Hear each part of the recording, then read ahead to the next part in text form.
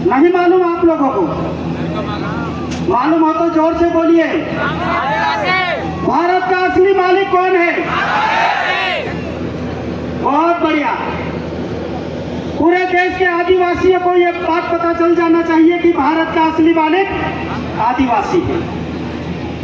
इसका मतलब भारत के जल जंगल जमीन का मालिक आदिवासी। हमारे पास 100% जमीन थी और 100% आदिवासी था। अभी हमारे पास 8% आदिवासी और 3% जमीन है, तो 95% जमीन हमारी छीनी जा चुकी है और 93% आदिवासी खत्म हो चुका है। उसके बाद भी हम लोगों को समझ में नहीं आ रहा है कि हम खत्म क्यों हो रहे हैं। विश्व मंच पर संयुक्त राष्ट्र संघ यह सोचने के लिए मजबूर हो गया कि आदिवासियों को कैसे बचाया जाए। उस पर विश्व के तमाम बुद्धिजीवी लोग चिंतन मनन कर रहे हैं, लेकिन आदिवासी आदमी को इस पर चिंतन मनन करने की जरूरत महसूस नहीं हुई है। दुनिया के तमाम देश विश्व आदिवासी दिवस की बधाई दे रहे हैं, लेकिन भारत का राष्ट्रपति आदिवासी है। उन्होंने अभी तक आदिवासियों को विश्व आदिवासी दिवस की बधाई नहीं दी। क्यों नहीं दी? उसके बाद हजारों आदिवासी जो नेता है, जो राजनीतिक पार्टियों की गुलामी करते हैं, उन्होंने भी हमारे भोले भाले आदिवासियों को विश्व आदिवासी दिवस की बधाई नहीं दी। क्यों नहीं दी? एक गैर आदिवासी है भारत में, दिल्ली में, जिनका नाम है राहुल गांधी। उन्होंने पूरे देश और दुनिया के आदिवासियों को विश्व आदिवासी दिवस की बधाई दी। तो मेरे साथियों, हमारे देश का आदिवासी राष्ट्रपति और हमारे देश के आदिवासी नेताओं ने विश्व आदिवासी दिवस के दिन आदिवासियों को बधाई नहीं दी। इसका मतलब क्या है? इसका मतलब यह है कि उनका जमीर मर चुका है या वो गुलाम है। दोनों में से एक है और दोनों ही एक ही है। अगर वो राजनीतिक पार्टियों के गुलाम है तो उनका जमीर जरूर मर चुका है। अगर उनका जमीर मर चुका है तो उनका स्वाभिमान भी मर चुका है, और जिनका स्वाभिमान मर चुका है, सामाजिक रूप से उनका सामाजिक विचार भी मर चुके हैं। उनको समाज की आवाज सुनाई नहीं देती, उनको समाज की समस्याएं दिखाई नहीं देती, उनको समाज की बात रखने का अवसर नहीं मिलता, और उनको समाज के ऊपर चिंतन मनन करने की जरूरत नहीं पड़ती। इसका मतलब यह है कि वो आंखों से अंधे हो चुके हैं, कानों से बहरे हो चुके हैं और मुंह से गूंगे हो चुके हैं और दिमाग से गुलाम हो चुके हैं। ऐसे नपुंसक गुलाम मानसिकता वाले लोग हमारे समाज की आवाज नहीं उठा सकते। तो यह आवाज कौन उठाएगा? समाज को कौन बचाएगा? समाज की संस्कृति, सभ्यता, अस्मिता की सुरक्षा कौन करेगा? समाज के जल जंगल जमीन की सुरक्षा कौन करेगा? क्योंकि समाज बचेगा तो हम बचेंगे, समाज बचेगा तो हमारी जल जंगल जमीन बचेगी, समाज बचेगा तो हमारा आरक्षण बचेगा, और समाज बचेगा तो आरक्षण बचेगा, और आरक्षण बचेगा तो हमारी नौकरी बचेगी, और नौकरी बचेगी तो हम नेता भी बन सकते हैं। और जैसे ही हमारी आरक्षण खत्म हो जाएगा, हमारी जमीन चले जाएगी, हमारी नौकरी चले जाएगी, और हम जो राजनीतिक ताकतों की गुलामी कर रहे हैं वो धरी की धरी रह जाएगी। और आप ऐसी लानत भरी जिंदगी जीने के बजाय हमारे साथ आ जाओ। हमारे युवा आपको आगे बढ़ाएंगे। समाज का स्वाभिमान जगाओ, समाज का सामाजिक जीवन स्वतंत्रता का पूर्वक बनाओ और अपने आप को इस दुनिया में जिंदा दिखाओ। क्योंकि जिंदा है तो जिंदा दिखना चाहिए, डरने की कोई जरूरत नहीं है। हमारे साथ संयुक्त राष्ट्र है, हमारे साथ संयुक्त राष्ट्र संघ की ताकत है, क्योंकि संयुक्त राष्ट्र संघ ने बोला है कि दुनिया के अस्तित्व को बचाना है तो आदिवासी को बचाना जरूरी है। जब संयुक्त राष्ट्र संघ बोल रहा है कि दुनिया के आदिवासी को बचाने के, दुनिया के लोगों को बचाने के लिए दुनिया के 35 करोड़ आदिवासियों को बचाना है। दुनिया में 8 अरब लोग हैं, लेकिन संयुक्त राष्ट्र संघ ने 8 अरब लोगों को बचाने के लिए 35 करोड़ आदिवासियों को बचाना सबसे महत्वपूर्ण बात समझी है। इसीलिए संयुक्त राष्ट्र संघ ने विश्व के तमाम देशों के जो प्रतिनिधित्व है उनको बुलाकर आदिवासियों को बचाने की पहल की है। इस दुनिया में 2 तरह का विश्व युद्ध हुआ, पहला विश्व युद्ध और दूसरा विश्व युद्ध। वो युद्ध क्या हुआ? क्योंकि दुनिया में 2 तरह का संघर्ष चल रहा है। पहला संघर्ष आदिवासियों का है। आदिवासियों का जो संघर्ष है वो जंगल जमीन को बचाने का संघर्ष है, हवा को बचाने का संघर्ष है, पानी को बचाने का संघर्ष है, इस दुनिया के इंसानों को बचाने का संघर्ष है। लेकिन आदिवासी जो गैर आदिवासी है, जो औपनिवेशवाद है, जो व्यावसायिक गतिविधियों में है, जो राजनीतिक पार्टियों के गतिविधियों में है, उनका संघर्ष है आधुनिक विकास की जिंदगी जीना, जमीन के संसाधन को खत्म करके अपनी जिंदगी को आगे बढ़ाना, धन दौलत कमाना। उससे बड़ी बड़ी खदानें खोदी जा रही है, बड़े बड़े अभ्यारण्य बनाए जा रहे हैं, बड़े बड़े कारखाने लगाए जा रहे हैं, बड़ी बड़ी सड़कें बनाई जा रही है। उसमें आदिवासियों की हड्डियों का ढेर लगा हुआ है। बलिदान किसका हुआ? एक अभ्यारण्य बनता है तो बलिदान किसका होता है? विस्थापन किसका होता है? आदिवासियों का होता है।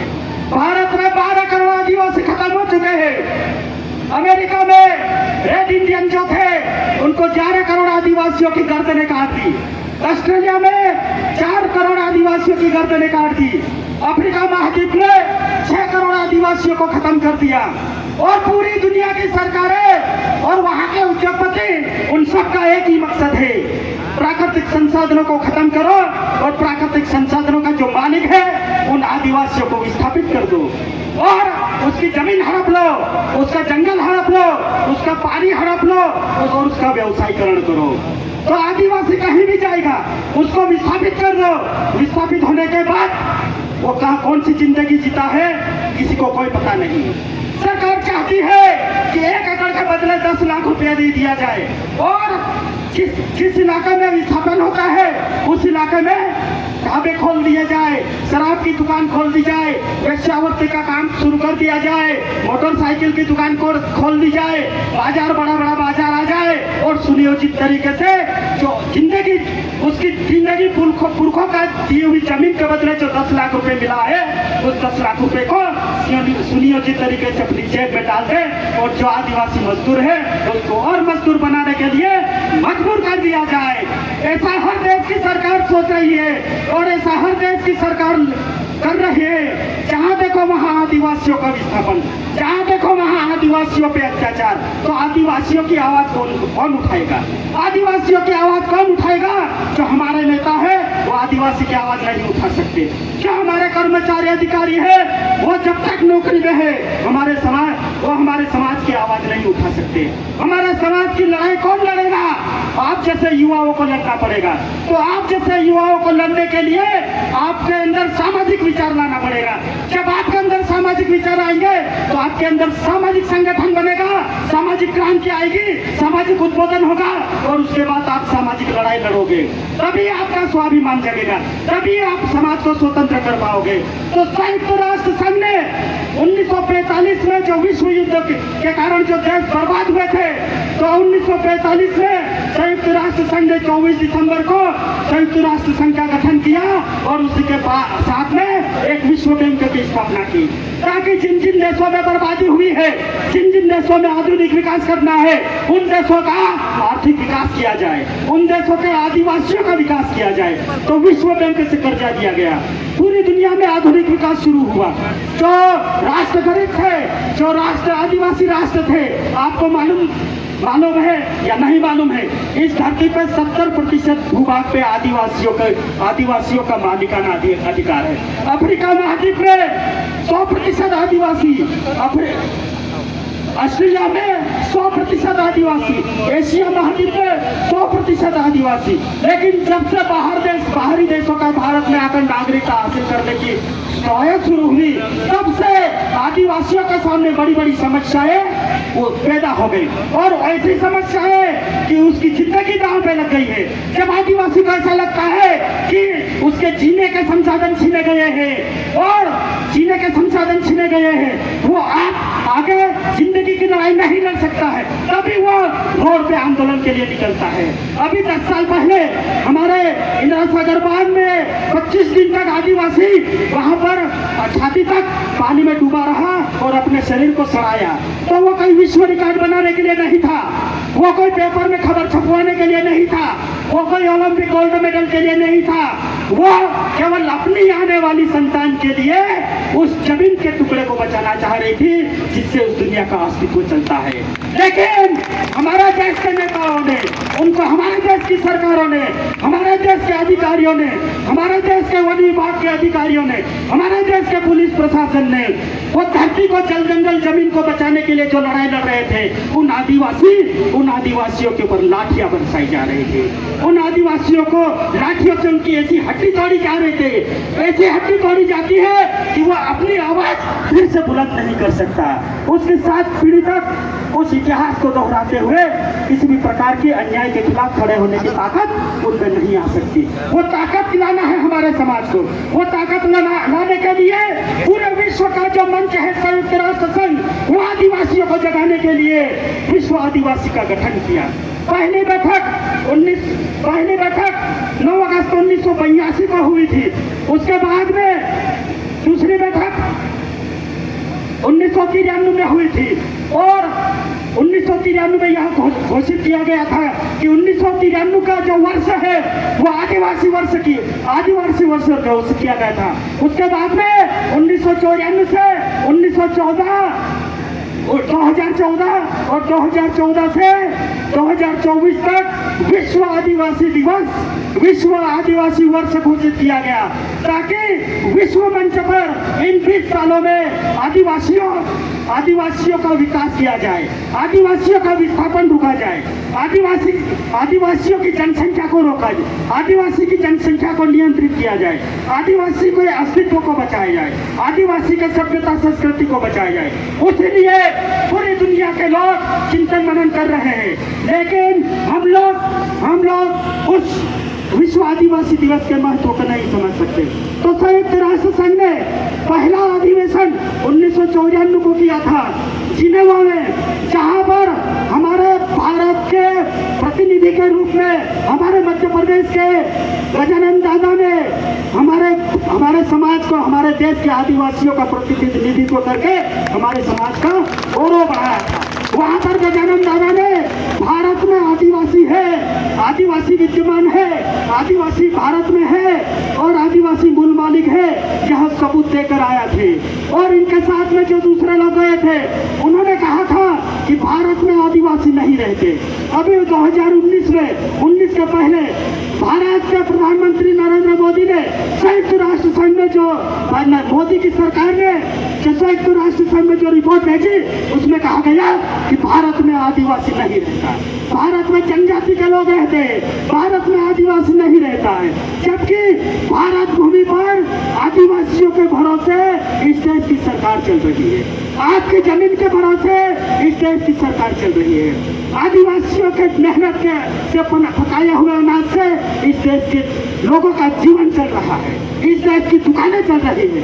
उसके बाद भी स्थानीय सरकार बोलती है, भारत की केंद्र सरकार बोलती है कि भारत में आदिवासी नहीं है। तो हमको यह बताना पड़ेगा, हमारी आवाज ये जाना पड़ेगी, हमारी आवाज संयुक्त राष्ट्र संघ तक जाना चाहिए कि भारत में हजारों सालों से आदिवासी विद्यमान है और हजारों सालों सदियों से आदिवासी इस देश में खेती करके आया है, इस देश का सांस्कृतिक परिवेश में जीता है और इस देश के जल जंगल जमीन की सुरक्षा कर रहा है। तो मेरे साथियों, जब संयुक्त राष्ट्र हमारे साथ में है, संयुक्त राष्ट्र हमारी शिक्षा को बचाना चाहता है, संयुक्त राष्ट्र हमारे आरक्षण को बचाना चाहता है, और आपको मालूम है कि पूरी दुनिया में न्यू वर्ल्ड ऑर्डर चलाया जा रहा है। न्यू वर्ल्ड ऑर्डर का मतलब होता है एक राष्ट्र, एक वर्ग, पूरी दुनिया की एक धर्म, पूरी दुनिया का एक सरकार, पूरी दुनिया की एक संस्कृति, पूरी दुनिया का